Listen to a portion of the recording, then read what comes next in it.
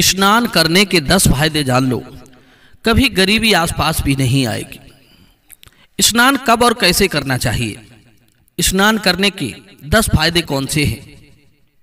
गरीब रहने का एक कारण स्नान भी है कि मनुष्य को कब और कैसे स्नान करना चाहिए और स्नान करने से उसके जीवन में कौन कौन सी विपत्तियां आती हैं। स्नान करने से क्या भगवान नाराज हो जाते हैं?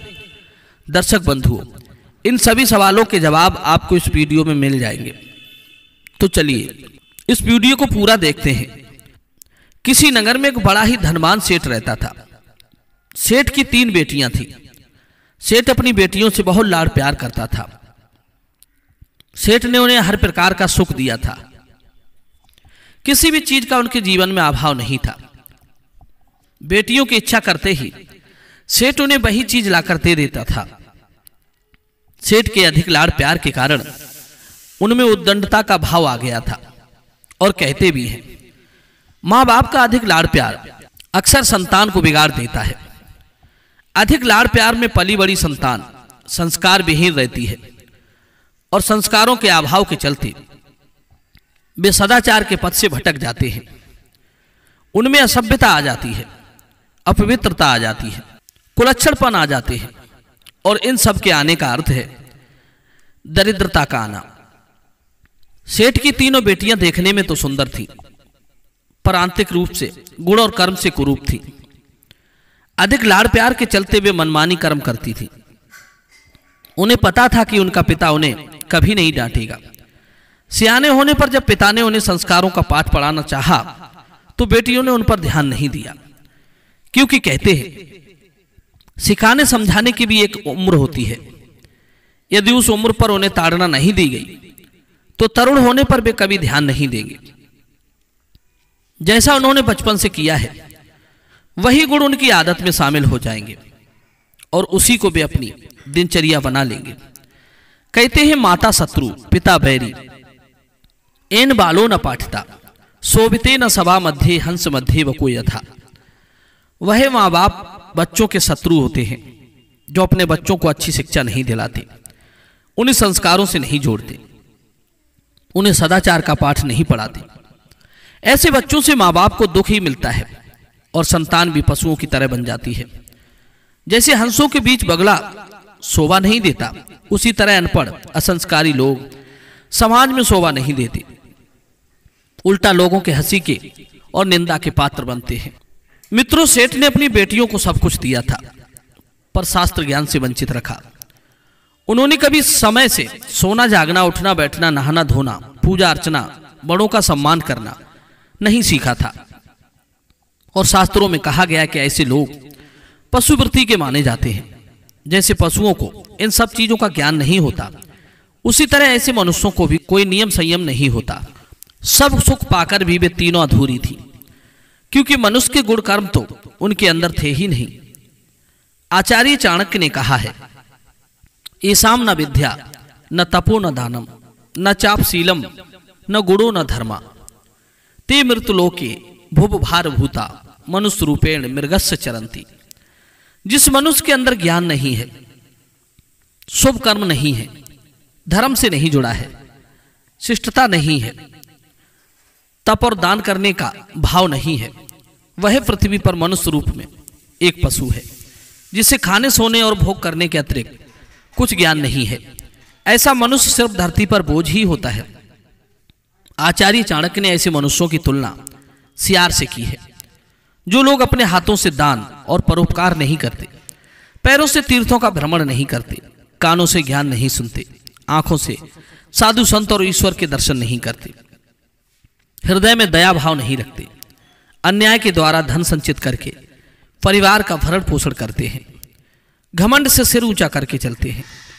आचार्य चाणक्य कहते हैं, रे मनुष्य रूपी धारी सियार, अपने इस निंदनीय शरीर का त्याग कर डाल, जो पृथ्वी पर केवल भार बना हुआ है। सेठ की बेटियों के पास रूप, धन, संपत्ति तो थी, पर वो नहीं था जिससे मनुष्य की पहचान होती है, ज्ञान। सेठ ने उनके जवान होने पर उनका बड़े बड़े अमीर घरों में विवाह कर दिया। तीनों के पति बहुत अमीर थे, लाखों का व्यापार करते थे। जिन सुख साधनों से वे निकल कर गई थी उससे चौगुने सुख साधन में उन्हें उनकी ससुराल में मिल गए। बेटियों का विवाह करके सेठ तो निश्चिंत हो गया, लेकिन उन तीनों के पहुंचते ही उनके ससुराल वाले दुखी रहने लगे। कारण था उनके अंदर की अशिष्टता, उनके रहन सहन का तरीका, उनका असभ्य व्यवहार, बिना नियम संयम की दिनचर्या, उनकी पशुवृत्ति। वे तो अपने स्वभाव के चलते वहां भी मौज में थी, लेकिन घर वालों को उनका आचरण पसंद नहीं आता था। सूर्य निकलने के 4 घंटों के बाद उनका सोकर के उठना, दोपहर को स्नान करना, बिना पूजा पाठ के भोजन कर लेना, परिवार में बुजुर्गों का सम्मान ना करना, स्वयं को सजाने के बाद सिंगार और कपड़ों को इधर उधर घर में फैलाकर डाल देना, रात में पार्टी करके देरी से घर लौटना, बिना नहाए भोजन करना। उनकी सासों ने उन्हें कई बार समझाने का प्रयास किया, मगर वे कभी अपनी सासों के बताए अनुसार काम नहीं करती थी, हमेशा अपनी मनमानी चलाती थी। सासें उन्हें जल्दी उठने को कहती तो वे उन पर भड़क जाती। सास ससुर और पति के प्रति सम्मान का भाव तो उनमें था ही नहीं। उनके असभ्य व्यवहार के चलते घर में कलेश होता था। धीरे धीरे उनके कुलक्षणों का प्रभाव उनकी आर्थिक स्थिति पर पड़ने लगा। व्यापार में घाटा होने लगा। जिस काम में वे पैसा लगाते थे वो सब डूब जाता था। जब उनके पास पैसा नहीं रहा तो उन्होंने कर्ज लेकर पैसा लगाया, फिर भी सिवाय नुकसान के कोई फायदा नहीं हुआ। धीरे धीरे वे अब रोड पर आ चुके थे। उनका सारा कारोबार ठप हो गया था। घर में लड़ाई झगड़े होने शुरू हो गए। तीनों के पतियों पर इतना कर्जा चढ़ गया कि घर जमीन बेचकर उन्हें वो कर्जा चुकाना पड़ा। रहने के लिए भी उनके पास कुछ नहीं बचा। एक झोपड़ी डालकर वे अपने परिवार के साथ रहने लगे, किंतु वे तीनों बहनें वो गरीबी का जीवन जीने को तैयार नहीं थी। हमेशा सुख सुविधाओं में रही थी, इसलिए झोपड़ी में रहकर उन्हें बड़ी लज्जा आती थी। वे एक दिन अपने ससुराल वालों से लड़ झगड़ कर अपने पिता के घर चली आई और मौज मस्ती भरी जिंदगी जीने लगी। उनके पिता के घर आकर वो कुलक्षण वाला आचरण नहीं बदला। अब तो वे पहले से ज्यादा स्वतंत्र थी। जब मर्जी हुई सोकर उठी, जब मर्जी हुई नहाया, जब मर्जी हुई भोजन किया। पिता ने उन्हें पहले ही कभी नहीं समझाया तो अब क्या समझाता। उनके इस प्रकार के आचरण से सेठ के घर से लक्ष्मी विदा होने लगी और धीरे धीरे उसके व्यापार में घाटा पड़ने लगा। उसकी आर्थिक हालत भी दिन पर दिन खराब होती चली गई। सेठ इस बात से दुखी रहने लगा, लेकिन उसकी बेटियों को किसी बात की चिंता नहीं थी। सेठ ने भी अपने ऊपर खूब कर्जा चढ़ा लिया, पर बेटियों के खर्च में कमी नहीं आने दी। उधर भगवान से माता लक्ष्मी ने कहा, प्रभु, इन लड़कियों के कुलक्षणों की वजह से मैंने 4 घरों को छोड़ दिया है, पर इनका स्वभाव अभी भी वैसा ही है। ये जिस घर में जाएंगी उसी घर में दरिद्रता पांव पसार लेगी। सेठ भी इस बात से अभी तक अनजान है। आर्थिक स्थिति खराब होने की वजह से वो अपने भाग्य को दोषी मान रहा है। कृपया उसे बोध कराइए कि उसकी बेटियों के आचरणों की वजह से ही ये गरीबी आई है। माता लक्ष्मी की बात सुनकर भगवान एक साधु का रूप धरकर सेठ के द्वार पर जाते हैं। द्वार पर खड़े होकर भगवान भिक्षा के लिए आवाज लगाते हैं। सेठ की तीनों लड़कियों ने देख तो लिया कि द्वार पर एक साधु खड़ा है, लेकिन उन्होंने साधु को भिक्षा तक नहीं डाली और चारपाई पर पड़ी पड़ी गप्पे मारती रही। थोड़ी देर में सेठ द्वार पर आता है और उसने एक साधु को अपने द्वार पर खड़ा देखा तो वो आदर से उन्हें घर में बुलाकर ले गया और उनकी सेवा की। उसके बाद सेठ ने साधु को अपनी हालत के बारे में बताया कि हे साधु महाराज, थोड़े दिन पहले मेरी आर्थिक स्थिति बहुत अच्छी थी, लाखों का व्यापार होता था, लेकिन पिछले कुछ दिनों से मेरे व्यापार में नुकसान होता चला जा रहा है। काफी कर्जा भी सर पर चढ़ गया है, और तो और मेरी तीनों बेटियों के ससुराल वाले भी बहुत गरीब हो गए हैं। उनकी सारी संपत्ति बिक गई, घर मकान दुकान सब बिक गया, रहने के लिए घर भी नहीं बचा। उन बेचारों को अब झोपड़ी में रहना पड़ रहा है। मेरे ये समझ में नहीं आ रहा है कि ये सब एकदम से कैसे हो गया। मित्रों, एक बात सच है, मनुष्य जब धन से संपन्न होता है तब साधु संतों को वो भी भाव नहीं देता। सेठ भी पहले साधु संतों से नफरत करता था, लेकिन धन नष्ट होते ही उसके अंदर साधु सेवा का भाव आ गया। भगवान उसकी बात सुनकर मुस्कुराते बोले, सेठ, तुम्हारे और तुम्हारी बेटियों के ससुराल में दरिद्रता आने का कारण है तुम्हारी ये तीनों बेटियां। तुम्हारी बेटियों के कारण ही देवता तुमसे रुष्ट हो गए हैं। तुम्हारी बेटियों में शिष्टता का अभाव है। ये तीनों बड़ी असभ्य और आलसी हैं। इन्होंने आज तक कोई काम शास्त्र अनुसार नहीं किया। ये हमेशा अपनी मन मर्जी से काम करती हैं। इनका सोना जागना, नहाना धोना सब नियमों के विरुद्ध है। ये हर रोज सूर्य निकलने के बाद जागती हैं। भोजन के बाद ये स्नान करती हैं। स्नान करके ये कभी भोजन नहीं बनाती और न पूजा अर्चना करती हैं। इनके रहन सहन की वजह से घर का वातावरण दूषित हो जाता है। इनके अंदर असभ्यता और अपवित्रता आ जाती है, जिसकी वजह से रोग शोक और दरिद्रता छा जाती है। सेठ ने पूछा, हे साधु महाराज, अब हम पुनः अपनी स्थिति किस प्रकार ठीक कर सकते हैं? कृपया हमें कोई उपाय बताइए। तब साधु वेशधारी भगवान कहते हैं, हे सेठ, अगर तुम्हारी बेटियां मेरी बातों का पालन करें तो ये फिर से संपन्न हो सकती है। मैं तुम्हें कुछ बताने जा रहा हूं। पहली बात करते हैं स्नान को लेकर। स्नान 5 प्रकार के होते हैं। नंबर 1 ब्रह्म स्नान, नंबर 2 देव स्नान, नंबर 3 ऋषि स्नान, नंबर 4 मनुष्य स्नान, नंबर 5 पिशाच स्नान। ब्रह्म मुहूर्त में किया गया स्नान ब्रह्म स्नान होता है, जो रात्रि के अंतिम पहर में किया जाता है।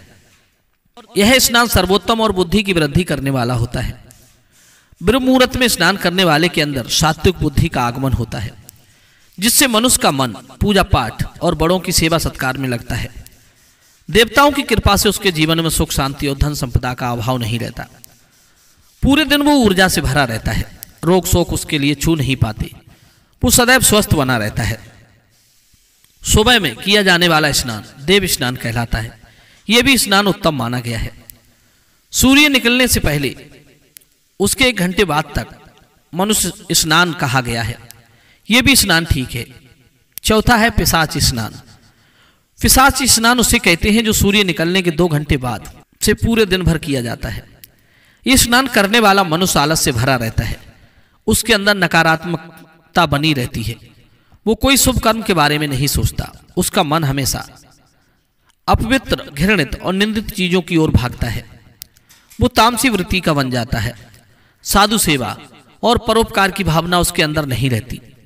वो जहां जाता है दुर्भाग्य उसके पीछे पड़ जाता है।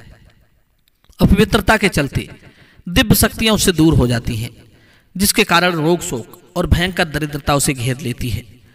क्रोध और द्वेष की भावना से वो ओतप्रोत रहता है। वासनाएं उसे अपने जाल में फंसाती हैं। रात्रि के समय और संध्या के समय जब तक जरूरी ना हो तब तक स्नान नहीं करना चाहिए। मनुष्य की ये 3 स्नान ही करना चाहिए। यही मनुष्य के गुण कर्म और विचारों को शुद्ध करते हैं। स्नान करते समय देवताओं और भगवान का आह्वान करना चाहिए, जिससे उनके अंदर सत प्रवृत्तियां जाग जाएं। भोजन के बाद तो भूलकर भी स्नान नहीं करना चाहिए।